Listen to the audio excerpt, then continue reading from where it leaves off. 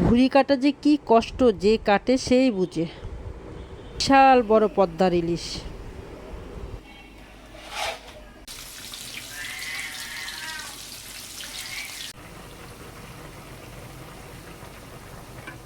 আমার খুব পছন্দের একটি ফল।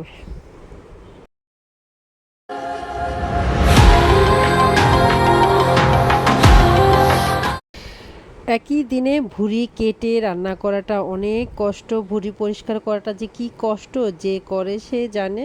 এখন আমার খালা নেই, তাই হচ্ছে আমাকেই সব কিছু করতে হচ্ছে, খুবই কষ্ট হচ্ছে কাজ করতে।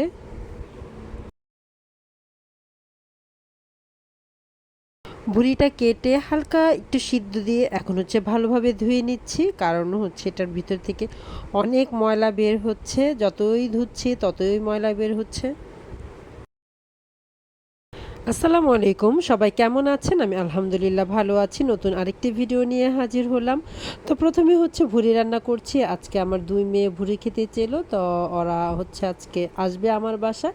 তো আমিও একটু কষ্ট হচ্ছে, তারপরও রান্না করছি। ছেলে মেয়ে খেতে চেলে তো আর কিছুই করার নেই, কারণ মেয়েদের জন্যই সব কিছু। তো যাই হোক, সব মশলা টশলা দিয়ে নিলাম। আর আজকে ভুঁড়িটা খুবই ঝাল ঝাল করে রান্না করছি। কালারটা দেখেই বুঝতে পারছেন যে কতটুকু ঝাল হবে। সব মশলা দিয়ে দিলাম।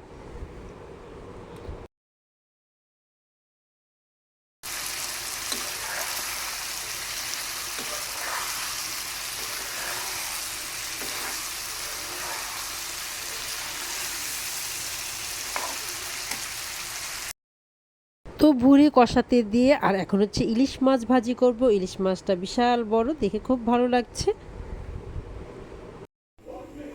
তো এই তো মাছটা কাটা হয়ে গেল, আর মাছের ভিতর হচ্ছে এখন হলুদ মরিচ আর লবণ দিয়ে এটা মাখিয়ে রাখবো প্রায় আধা ঘন্টার মতন। তারপরে হচ্ছে এটা আমি ভাজবো।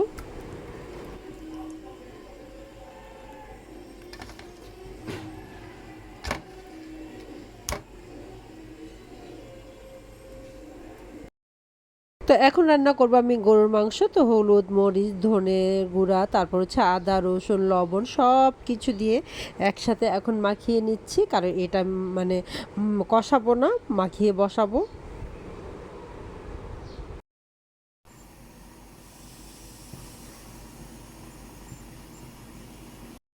তো ভুঁড়িতে দিয়ে দিলাম অল্প একটু আলু, আর এই ভুঁড়ি রান্না করতে আমার প্রায় সময় লেগেছে 3 ঘন্টার মতন।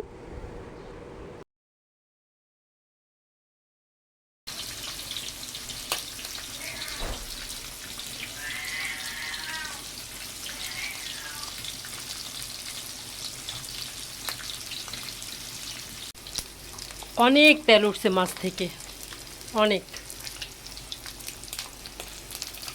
তো এই তো গরু মাংসের অবস্থা, একদম পানি শুকিয়ে গেছে, আরও পানি দিব। আর এটাতে পানি দেওয়া হয়নি, মাংস থেকে যতটুকু পানি উঠেছিল সেটাই।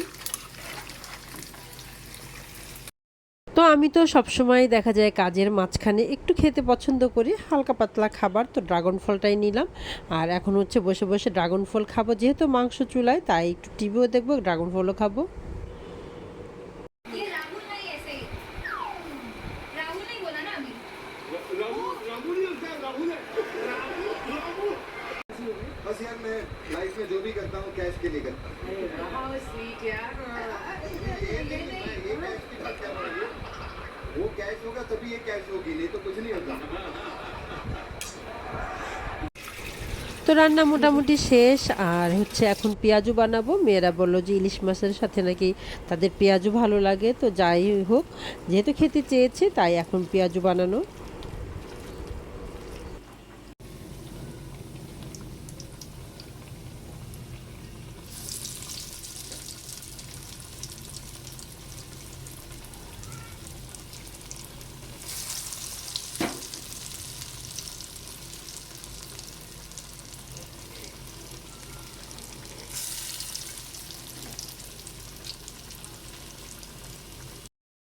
গরম গরম মচমচা পেঁয়াজু কিন্তু এমনি খেতেই অনেক মজা লাগে, আর যদি হয় ইলিশ মাছ ভাজার সাথে তাহলে তার কোনো কথাই নেই।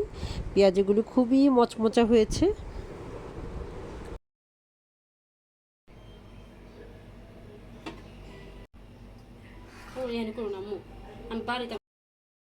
তো এই তো আমাদের রান্না বাড়ি শেষ। এখন এবার খাবারের পালা। পেঁয়াজু হলো, গরুর ভুঁড়ি হলো, গরুর মাংস হলো, ইলিশ মাছ ভাজা হলো, সাথে মরিচ ভাজা হয়েছে, সালাদ হয়েছে, আর হচ্ছে 2 রকমের ভাত। কারণ হচ্ছে একজনে নাজেশাল চাল পছন্দ করে, আরেকজন মিনিকেট চাল পছন্দ করে, তো 2 রকমের ভাতই রান্না করলাম।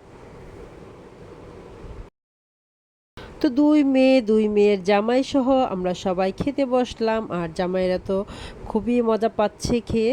হচ্ছে আমরা সবাই একসাথে মিলে ফ্লোরে খেতে বসলাম। আমরা যখন সবাই একসাথে হই, আমরা ডাইনিং টেবিলে বসি না, একসাথে মেয়ের জামাইদেরকে নিয়ে মেয়েদেরকে নিয়ে একসাথে ফ্লোরে বসে খাই। তো সবাই মজা করে খাচ্ছে, আমিও খাচ্ছি, আমার কাছেও ভালো লাগছে, কারণ আমার মেয়ের জামাইরা আসলে আমার কাছে খুবই ভালো লাগে।